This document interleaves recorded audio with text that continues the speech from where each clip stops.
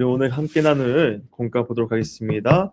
네, 2과입니다. 총 제 책으로는 12쪽, 12페이지에 있는 2과. 성경은 어떤 책일까요? 이게 주제입니다. 네, 책임 말씀을 한번 보겠습니다. 책임 말씀 우리 다 함께 같이 읽겠습니다. 시작. 모든 성경은 하나님의 감동으로 된 것으로 교훈과 책망과 바르게 함과 의로 교육하기에 유익하니. 네. 아멘. 우리 일요일 목표를 한번 같이 읽어보겠습니다. 일요일 목표 1번 시작. 성경은 하나님의 감동으로 기록된 말씀이라는 것을 안다. 2번 성경은 성령의 도움으로 이해할 수 있다는 것을 깨닫는다. 3번 성경은 성도를 온전하게 하며 모든 선한 일을 행할 능력을 갖추게 함을 고백한다입니다. 네, 오늘 어떤 내용일까요? 바로 성경은 어떤 책이냐, 성경이 무엇이냐에 대해서 오늘은 함께 이야기를 나눌 것입니다. 우리가 보통 학교를 다니면 무엇을 챙깁니까? 책가방에 책을 챙기죠. 군인은 전쟁에 나갈 때 무엇을 챙길까요? 네, 총을 챙기겠죠. 그러면 우리 믿는 자 그리스도인에게는 필요한 것이 무엇일까요? 가장 기본이 되는 게 이 성경입니다. 근데 이 성경이 어떠한 것이냐라고 우리가 분명히 알지 못하면 성경을 온전히 이해하기도 어렵고요. 성경을 통해서 우리 삶에 그 기준을 세우기도 어렵습니다. 그래서 성경을 왜 우리에게 주셨는지, 성경이 도대체 우리 삶에, 우리 신앙에, 우리 믿음에 어떠한 영향을 주는 것인지 우리 함께 오늘 이 시간 나누도록 하겠습니다. 우리 오른쪽에 있는 13조 고백 담기를 천천히 읽으면서 제가 말씀드리겠습니다.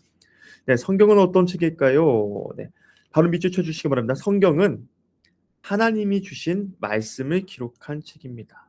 네, 성경은 어떤 책이라고요?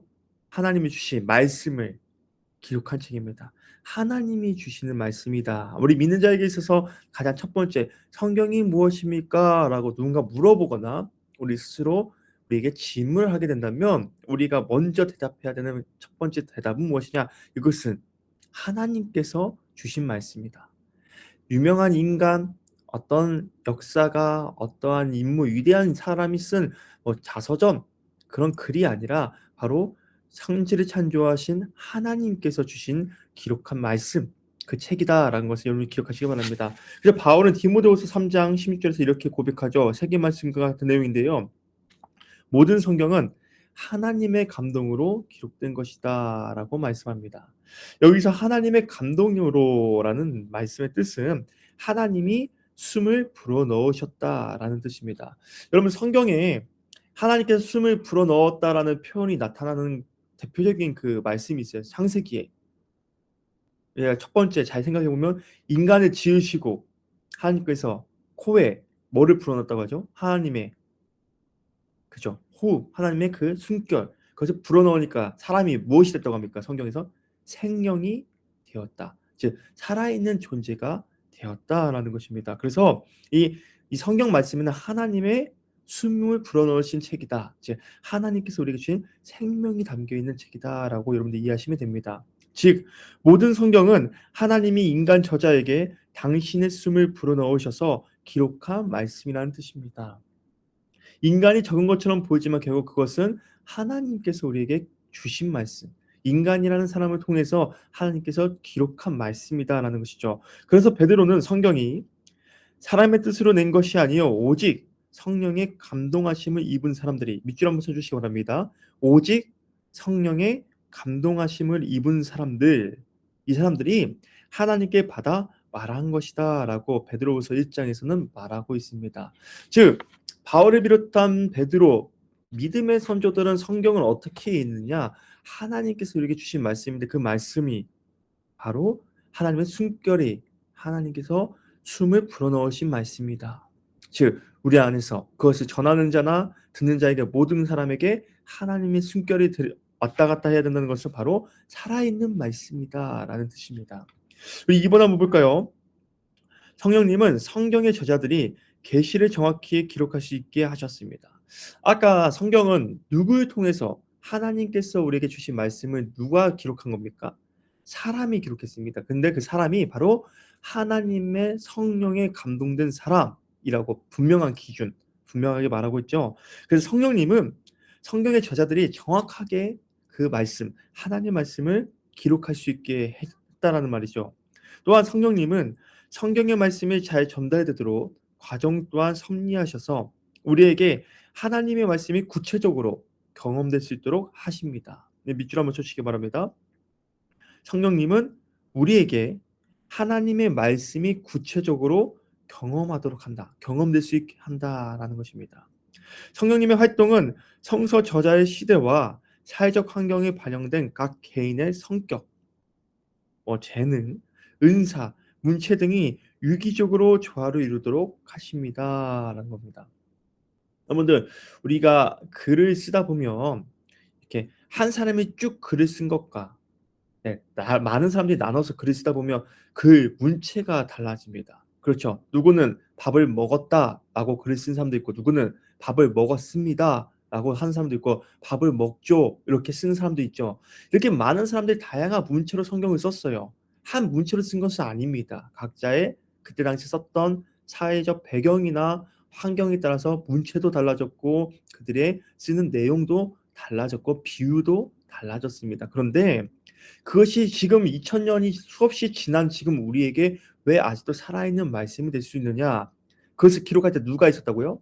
성령님께서 그들을 감동시키셨던 것처럼 그 말씀을 읽는 지금을 살아가면서 우리가 읽는 우리에게도 성령님께서 그 말씀을 깨닫게 하신다는 것입니다. 그 말씀을 경험케 하신다는 것이 바로 이 놀라운 점입니다. 여러분들, 제가 옛날에 설교 때 한번 말씀드리겠는데요. 전 세계 베스트셀러가 어떤 책일까요? 바로 성경입니다. 성경. 전 세계적으로 가장 많이 출판되고 가장 많이 집필되고 가장 많이 읽힌 책이 바로 성경이에요. 그런데 성경을 많은 사람들이 좋은 의도로 믿는 사람들의 좋은 마음으로 읽는 사람도 있겠지만 또 그렇지 않은 사람들도 있었어요. 어떤 사람들이냐? 신은 없어. 이거 다 성경 다 거짓말이야. 이거 내가 분명히 잘못된 걸 찾아내서 내가 공격할 거야 라는 마음으로 책을 읽는 사람도 많이 있었습니다.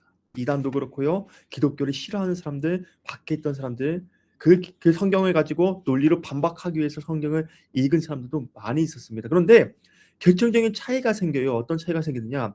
이 성경을 읽을 때 우리가 글을 읽는 것처럼 보이지만 그 성경에 성령님께서 역사하시면 그 글, 문자를 넘어서서 그 안에 담긴 하나님의 마음을 우리에게 알게 하십니다. 우리에게 찔림이 되는 말씀이 되기도 하고요. 우리에게 도전이 되는 말씀이 되기도 하고요. 이 말씀을 통해서 위로를 받기도 합니다. 그런데 그 믿음으로 읽지 않은 사람들은 어떻게 될까요? 즉 성령님을 통해서 말씀을 보지 않는 사람들은 그냥 문자일 뿐입니다. 그 성경이 그 의미를 감춘다라고 보통 표현을 합니다. 즉 우리가 그래서 똑같이 말씀을 읽을 때 여러분들, 우리가 요즘 성경 1독 하는 게 목표, 보통 새해니까 그렇게 정하고 분량을 정하잖아요. 그것을 할 때 해치운다라는 마음보단요, 그 말씀을 통해서 오늘 주님이 나에게 어떤 말씀을 주실까? 그리고 그 말씀이 나의 삶에 어떻게 적용될 수 있을까라는 그것을 구하기 위해 성령님을 먼저 구하면서 여러분들이 말씀을 읽기 소망합니다. 저 또한 말씀을 준비하거나 읽을 때 잠깐이라도 반드시 기도합니다. 이것을 단순히 읽는 것에 그친 것이 아니라 이 성경에 담겨있는 주님의 마음을 알게 하여 주옵소서. 성령이 지금 제 안에 찾아와 주셔서 제 임재하여 주셔서 이 말씀을 온전히 알게 하여 주옵소서. 진리의 말씀, 생명의 말씀이 내 영혼을 소생시키는 시간이 되게 하여 주옵소서라고 저도 기도하면서 말씀을 읽습니다. 이런 것처럼 이 성경은 그냥 책이 아니라 성령님이 우리에게 가르쳐 주시고 성령님이 그 안에 담긴 하나님의 마음을 우리에게 느끼게 해준다, 경험하게 해준다라는 것임을 여러분들 기억하시기 바랍니다. 세 번째입니다. 성경이 하나님의 말씀이라는 것을 깨닫는 것은 우리의 경험에서 비롯되어야 합니다. 하나님의 말씀인 성경은 교훈과 책망과 바르게 함과 의로 교육하기에 유익합니다라고 디모데후서에 적혀 있습니다. 하나님의 말씀인 성경은 하나님의 사람으로 온전하게 하며 모든 선한 일을 행할 능력을 갖추게 합니다. 이래서 그 아래에 한번 밑줄을 쳐보겠습니다. 하나님의 말씀에 대한 디모데의 신앙 고백은 교리적 확신을 넘어서서 말씀의 체험에서 온 것입니다. 즉 하나님의 말씀을 읽고 묵상하고 암송하고 연구하고 실천하였더니 밑줄 한번 쳐주세요. 선한 일을 행할 능력이 갖추어졌다라는 것입니다. 여러분들 보통 다 이제 구역장님들이시니까 구역에 대한 책임감, 맡겨진 그 함께하는 구역원들에 대한 그 책임감이 여러분들 안에 분명히 자리 잡고 있을 것입니다. 우리가 책임감이 있고 그 안에 부담이 있으면 우리가 무엇을 구할까요?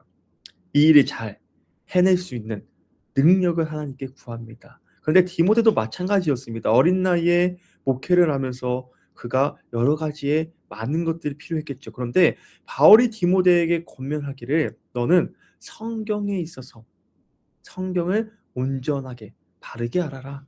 진리의 말씀을 온전히 너는 분별할 줄 알아야 된다. 왜 그러하냐? 이 밑줄이 치어야 되는 부분인데요. 선한 일을 행할 능력이 바로 이 말씀에서부터 오기 때문입니다. 그래서 우리 구역장님들께서도 많은 능력이 요구되는 자리이기도 해요. 그런데 우리가 가장 우선시해야 되는 것은 말씀. 올 한 해 우리 구역을 위해서 내가 말씀으로 준비되고 말씀을 전하고 그 말씀 가운데 우리 구역이 더욱더 주님의 은혜가 있길 원한다, 바랍니다라는 그런 목표를 가지고 여러분들이 말씀을 더 가까이 하길 원합니다. 말씀을 읽다가 포기할 수도 있겠지만 그것이 아니라 끝까지 주님의 마음을 부어 주옵소서. 이 말씀을 통해서 나에게 능력을 더하여 주세요라는 그 마음을 가지고 여러분들이 살아갈 수 있기를 소망합니다. 아주 그 다음에 중요한 말씀인데요. 하나님의 말씀은 살아있고 활력이 있어 좌우의 날선 어떤 검보다도 예리하여 혼과 영과 및 관절과 골수를 찔러 쪼개기까지 하며 또 마음의 생각과 뜻을 판단하신다라는 것입니다. 우리가 이 말씀을 묵상하면서 말씀을 암송하면서 말씀을 적으면서 우리에게 어떤 변화가 일어나느냐? 하나님의 마음을 알게 돼요. 그리고 내 마음이 얼마나 하나님과 마음과 같이 가고 있는지, 내가 지금 멀어져 있는지를 깨닫게 한다는 것입니다. 그래서 결국은 우리의 마음을 다시 주님께로 돌아오게 하는 능력을 이 말씀을 통해서 우리가 얻게 된다. 여러분들 저는 성경을 어렸을 때 부모님께서 성경 일독을 좀 하라고 제가 중학생 때 저희 3남매를 앉혀놓고 저희 어머니께서 그 약속을 했어요. 성경을 안 읽으니까 읽으라고 해도. 그래서 20만 원, 성경을 한독하면 20만 원을 주겠다. 성경, 시편, 잠언, 전도서를 필사하면 어머니가 또 20만 원을 주겠다라고 이렇게 공약을 걸었습니다. 3남매 중에 그것을 한 사람이 우리 큰누나밖에 없어요. 저 또한 돈이 문제가 아니라 나도 읽어봐야겠다고 읽었는데 어디서 막혔을까요? 출애굽기까지는 재밌었습니다. 레위기부터 성막 나오고 제사 나올 때부터 이제 어린 저에게는 너무나 소화하기 버겁다, 어렵다. 그래서 어떻게든 꾸역꾸역 참고 가서 역사서까지는 잘 갔는데 그 다음부터 시편, 잠언, 전도서 넘어가면서 또 선지서, 예언서 나오니까 이게 무슨 말인가 하면서 결국은 구약을 뛰어넘지 못했던 기억이 납니다. 그런데요, 그 위에 어떻게든 내가 말씀으로 평생 말씀을 가지고 가야 되는 사람으로서 성경을 한도, 두도, 세도 하면서부터 바뀐 게 있습니다. 어떻게 됐느냐? 처음에는 한독 읽기가 진짜 어려웠어요. 못할 거라 생각했습니다. 그런데 한독을 하고 나니까 두 번째 읽을 때는 속도가 더 붙어요. 대충 읽는다는 의미가 아닙니다. 이상하게 속도가 더 붙어요. 여러분 다 경험해 봤을 것입니다. 세 번째 읽을 때와 10번째 읽을 때와 20번째 읽을 때 성경 읽을 때에 받아들이는 정도와 그리고 그 안에서 우리가 읽어가는 그 마음이 달라진다는 것입니다. 그래서 여러분들 한독이 어려워요. 근데 이 한독한다고 별 의미가 있겠어가 아니라 이 한독을 통해서 분명히 여러분들의 삶이 바뀌고 여러분들 앞으로의 삶의 방향과 기준이 바뀌게 될 것입니다. 그래서 여러분들이 이 말씀을 더욱더 사모할 수 있길 바라고 우리 구역원 안에서도 말씀을 함께 읽자 독려할 수 있는 우리 구역장님들 되기를 소망합니다. 우리 14쪽 한번 보겠습니다. 성경은 총 몇 권일까요? 성경은 총 몇 권일까요? 네, 66권이죠. 성경은 한 권이면서 동시에 두 권도 되고 동시에 66권도 됩니다. 그렇죠. 성경이라는 것이 그렇죠. 그래서 한번 보겠습니다. 성경은 한 권입니다. 네. 그리고 한 권의 성경 안에는 구약 성경 39권, 신약 성경 27권, 총 66권으로 구분되어 있습니다.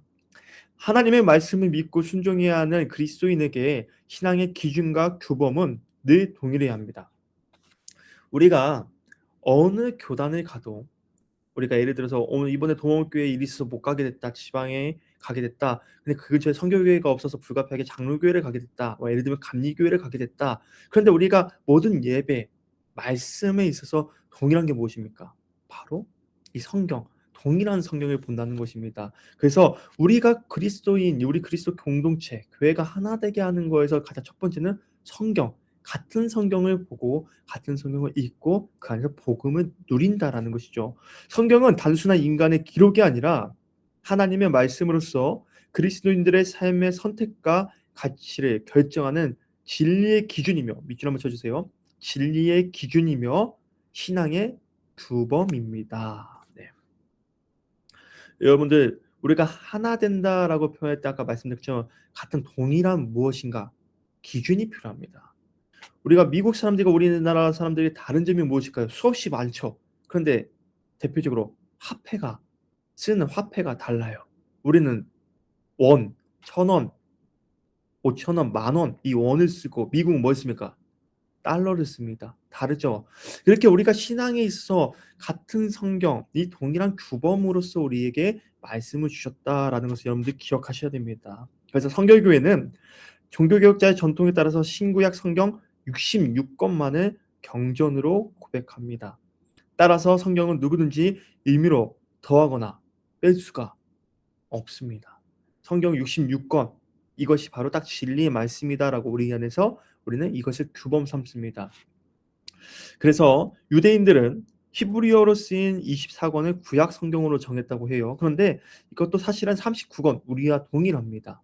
어떤 내용이냐면, 예를 들어서 기독교의 구약 성경은 히브리 성경의 사무엘서 한 권을 사무엘 상하, 역대 상하, 열왕기 상하 이런 게 다 있잖아요. 이것을 우리는 구분했고 히브리, 이제 유대인들은 히브리어로 쓰인 구약을 하나로 뭉쳐서 보기 때문에 결국 같은 거다라는 겁니다.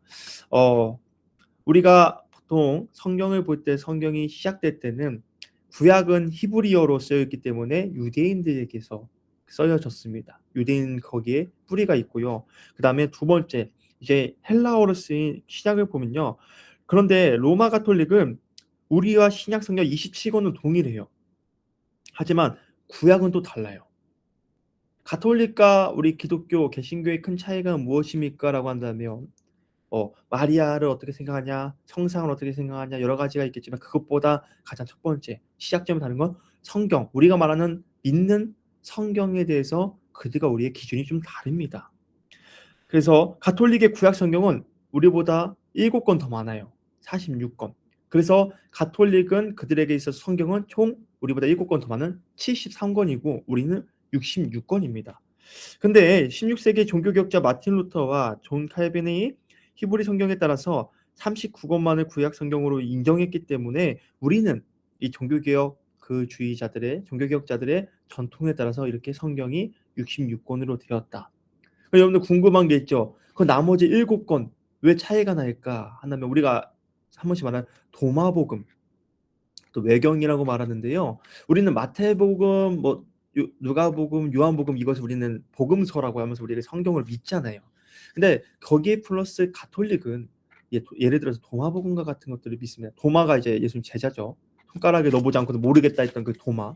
그런데 그 내용을 왜 우리는 인정하지 않았느냐, 간단하게 얘기 들면 그 안에 좀 더 복음으로보다는 위험에 빠질 가능성이 높다. 너무나 영적인 것을 강조하다 보니 위험에 빠질 수 있다. 미신적인 요소로 갈 수 있다라고 여겨서 종교개혁자들은 그것을 인정하지 않았다라고 합니다. 그래서 정경은, 밑줄 한번 쳐주세요. 정경은 14조 밑에 세 번째 줄입니다. 정경은 막대기, 자를 의미합니다. 길이를 재는 자가 달라지면 동일한 수치인지 알 수가 없습니다. 그런 의미에서 정경은 그리스도인이라면 누구나 따라야 할 동일한 규범이라는 뜻입니다. 그래서 성경은 앞서 말씀드린 것처럼 한 권이면서 동시에 두 권이고 또 동시에 66권이다. 이것은 우리에게 동일한 규범이다. 누구도 그 안에 더하거나 빼서는 안 되고 그것을 하나를 좋아한다고 다른 것을 가볍게 여겨서도 안 됩니다. 그런데 이단은 여기서 약간 다르게 해요.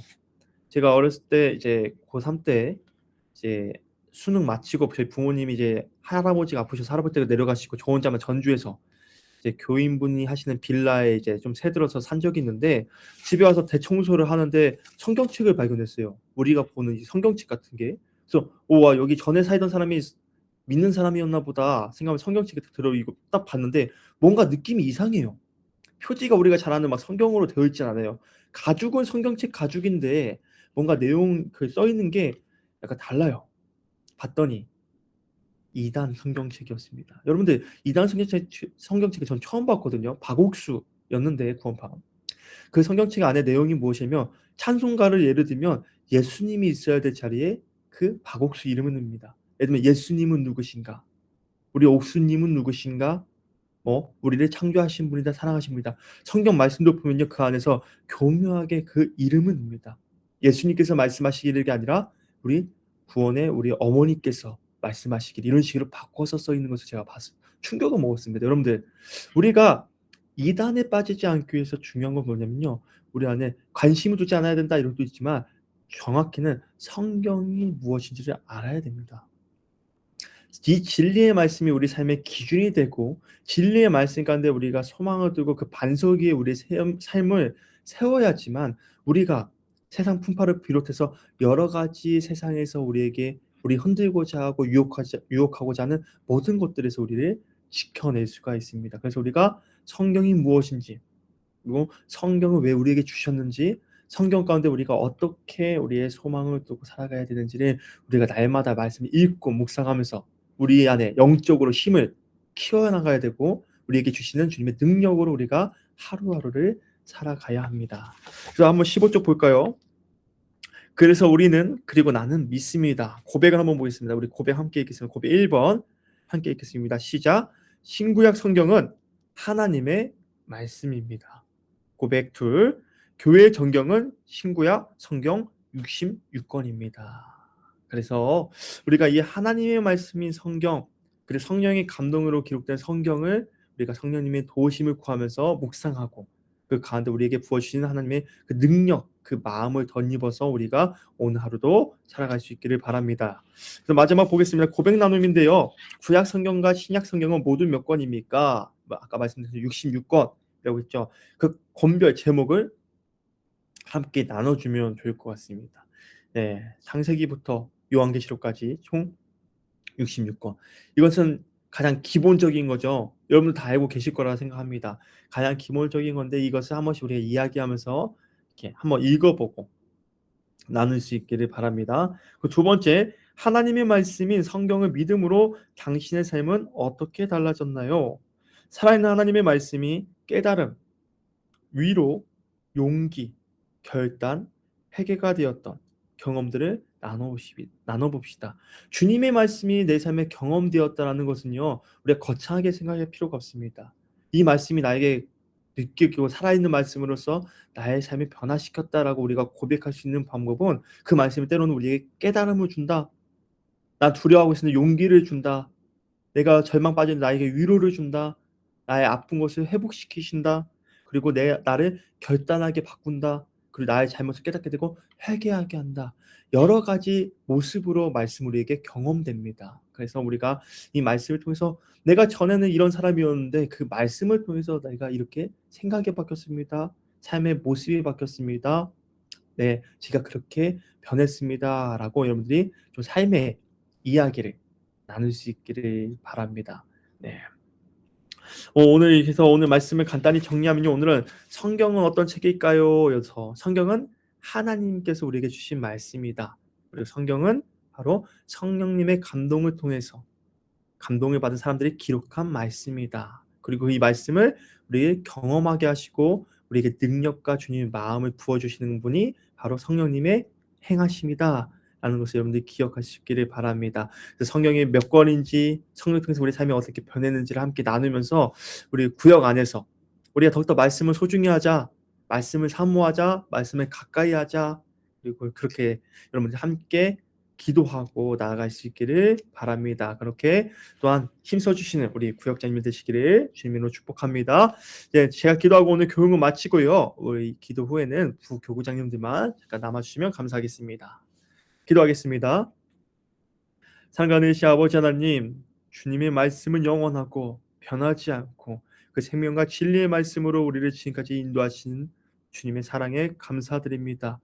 주님의 언약이 신실하신 것처럼 주의 말씀이 우리 삶의 끝까지 변함없이 동일하다는 믿음을 잃지 않게 하여 주시고 더욱더 우리가 말씀을 가까이 하고 사모함으로 그 말씀 가운데서 주님의 마음을 깨닫고 주님 부어주신 능력과 힘을 통해 우리가 구역원들을 돌볼 수 있고 또 구역을 이끌어 나갈 수 있도록 주께서 힘을 부어 주시옵소서. 언제나 주님 안에서 말씀 안에서 하나 되는 그런 교회가 될 수 있도록 말씀 안에서 주님께 진리의 소망을 두는 우리 동원교회가 될 수 있도록 주께서 축복하여 주시옵소서. 언제나 우리 함께 하시는 예수님의 이름으로 기도합니다. 아멘.